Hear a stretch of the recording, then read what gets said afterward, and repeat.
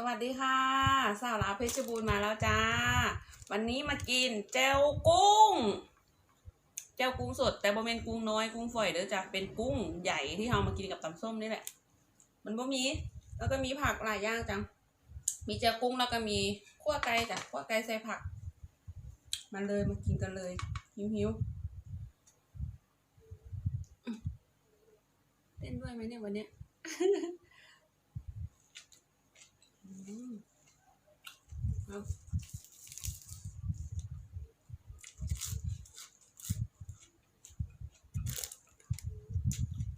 ผักก้านน้อย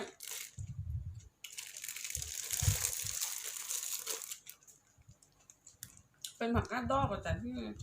เอามาคุมทั่วเป็นไงแซ่บ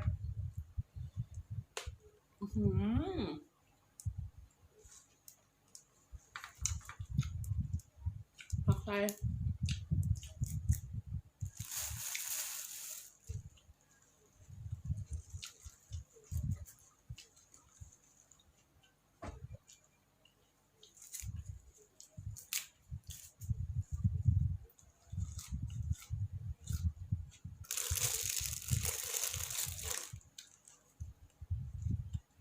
เป็นย้อนผักไส้จากบริเวณใบมะระที่นกเดี๋ยว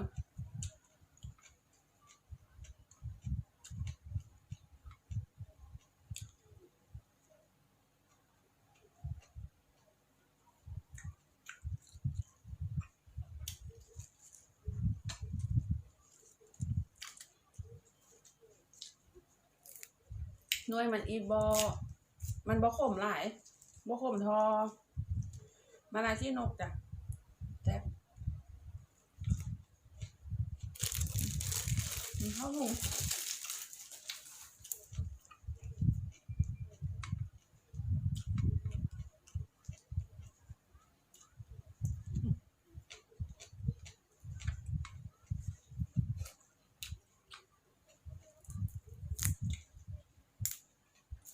ปลากระถิ่นก็งามงาม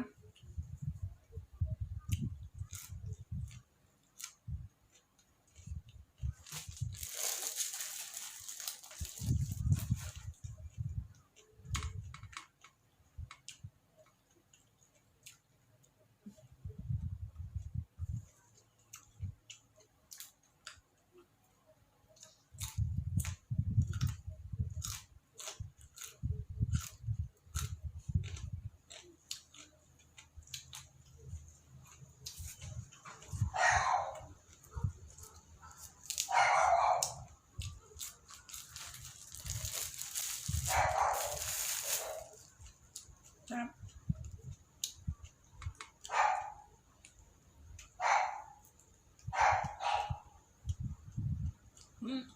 พริกบอย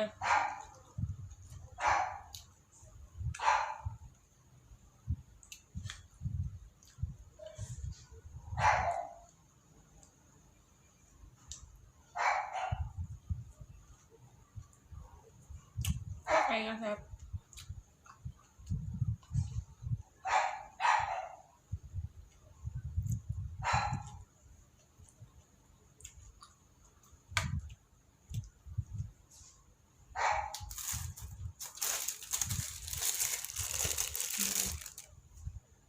กระดูกไก่จำแต่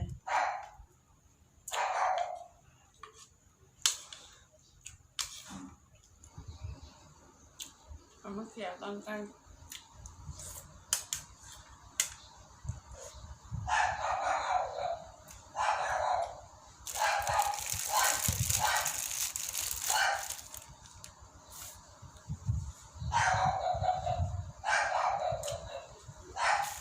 หมาสวัสดีครับเขาเห็นมันเท่าไหร่เขาก็มากวนมันแกล้งมันอีก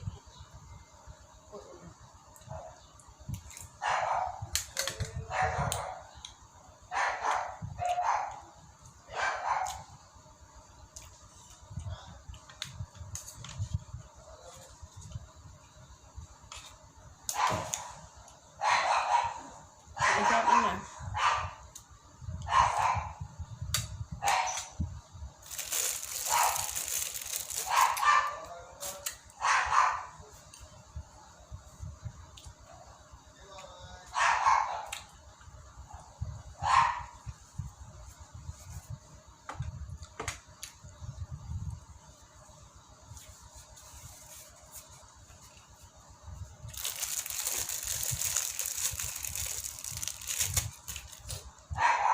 หมาอยู่หน้าห้องจริงไหมน่ะเวลาเขาจะแกล้งมันออกกันมาดูข้างหน้ามันเลยเสียงดัง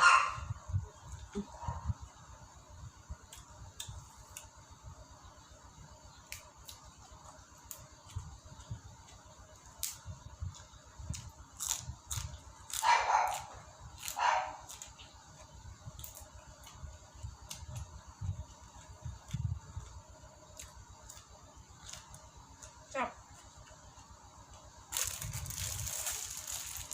ห้องที่สองอ่ะ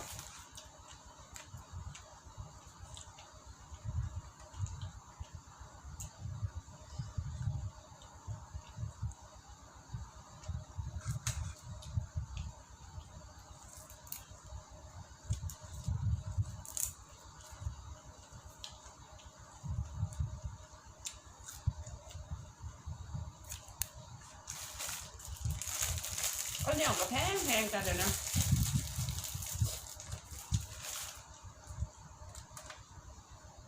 เห็ดไว้กินเองอีกเกียวมืออื่นมือหือจ้ะน้ำท่วมนี่จ้าซ้ำแม่แค่ข้าวเหนียวไว้น้ำท่วมเบิด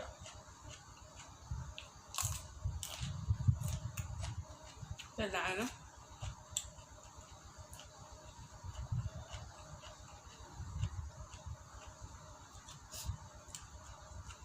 เห็ดไว้อย่าไว้กินแดงโอ้ข้าวปูเขาก็ยังแพง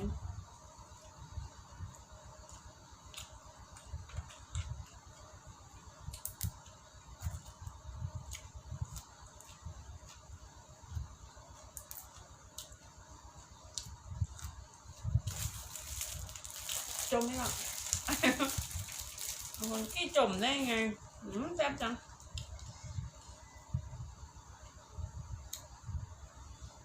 กุ้งใหญ่กระแซ่บเด้อจ้ะลองตามเบิ้งถ้าบ่มีกุ้งน้อยอ่ะกุ้งใหญ่กระแซ่บ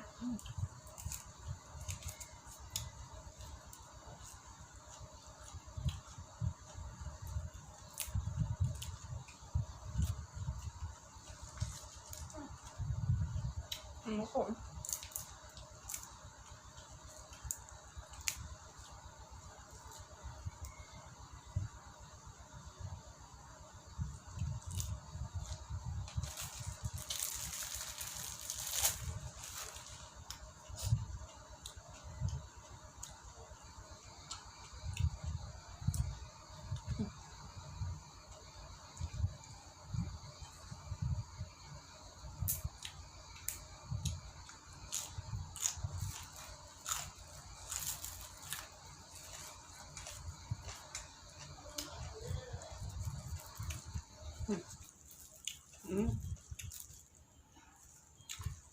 เข้ามาทรงน้ำมันมือมากมือมาก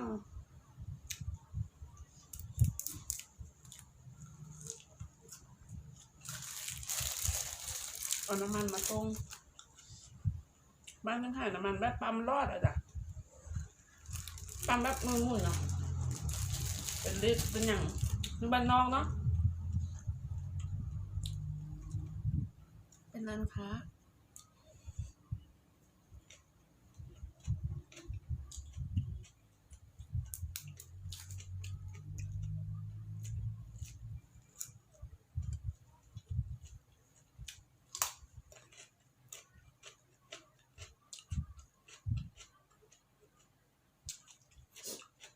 ไม่ใช่สู้ตายนะถ้าหมด2 ห่อแล้ว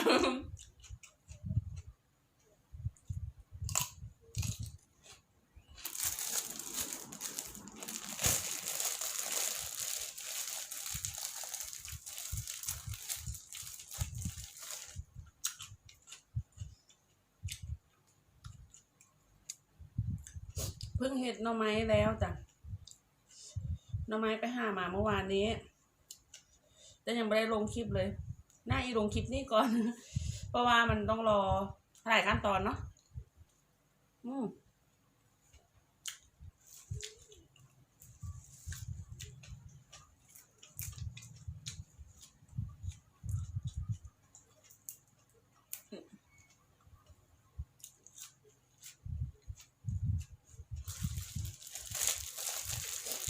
ยังไงก็ฝากเนื้อฝากตัวด้วยนะคะผู้ใดบ่ทึ่งใจหรือว่าอยากติชมตรงไหนบอกได้เบอร์เลยจ้ะ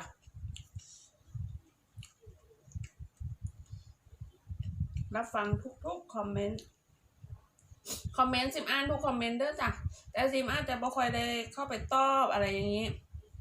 แต่ซิมก็กดหัวใจให้ทุกคนนะคะ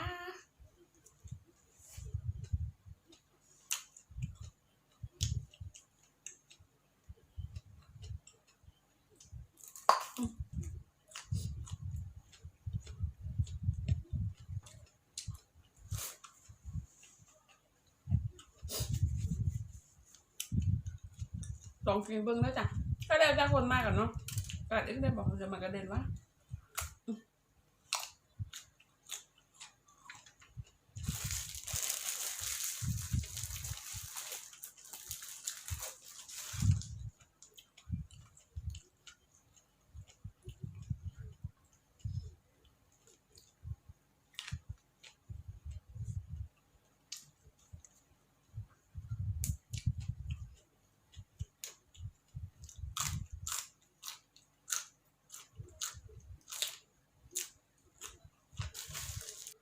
มาจ้ามาต่อ เมื่อกี้ลูกค้าโทรมา ก็เลยต้องวางไปรับลูกค้าทำข้าวอยู่นี่ซึ่งเป็นเซลล์ขายรถจ้ะขายรถยนต์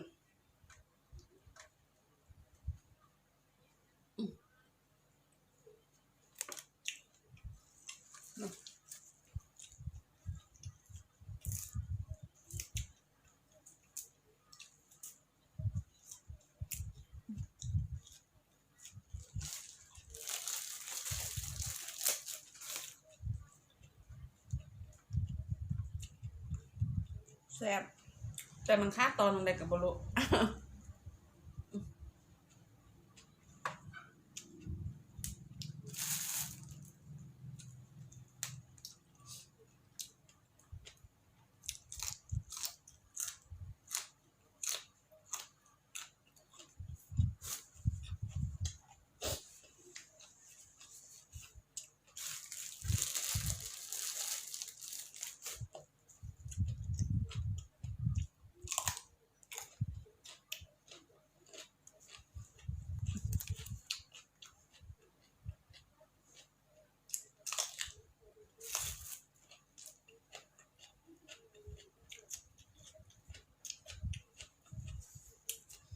ไปดึงฟันละแต่กินบ่ค่อยได้ ให้3 มื้อจ้ะหลังจากดึง2-3 มื้อฟันมันยังบ่ค่อยคิดดี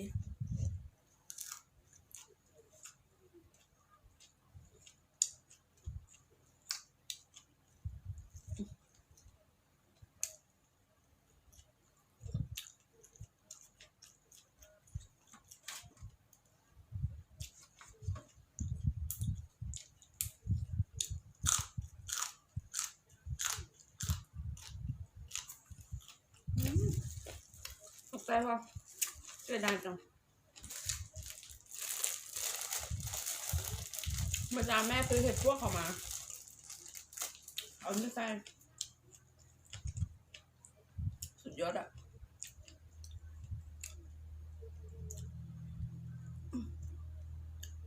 พอแล้วนะคะคำนี้ให้ทุกคนไอ้เฮีย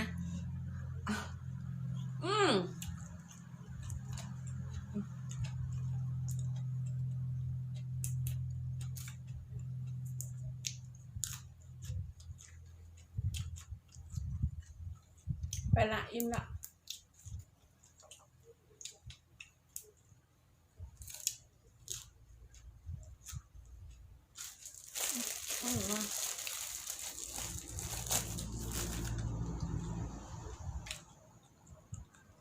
ขั้นตอนเพิ่นไลน์มาแล้วซิมบริโต้เพิ่นเลยโทรลูกค้ามึงนึงนะ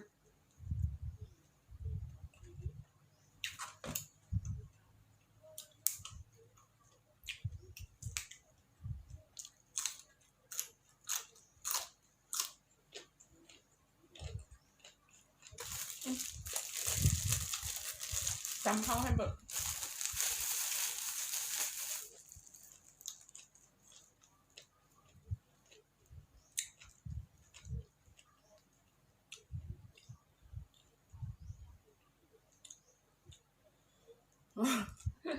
มันเป็นตอนอยู่นะโอ้ย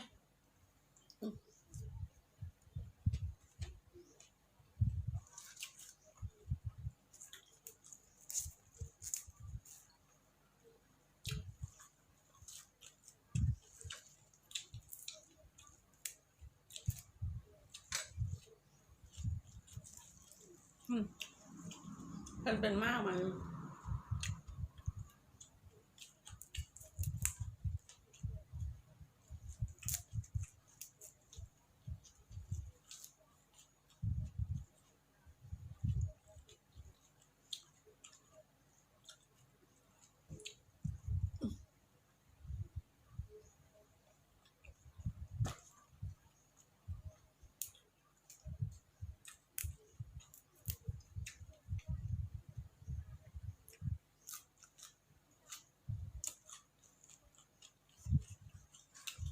ก็เบิกแซ่บแซ่บหนูบอกยังไปแล้วจ้ะซิมไปคิดข้างงวดให้เขาก่อนนะคะบ๊ายบายอย่าลืมกดติดตามให้สาวราวเพชรบูรณ์นำเด้อจ้าคนไหนที่เข้ามาใหม่ให้กำลังใจฝากไว้นะคะบ๊ายบายสวัสดีค่ะขอบคุณทุกคนค่ะ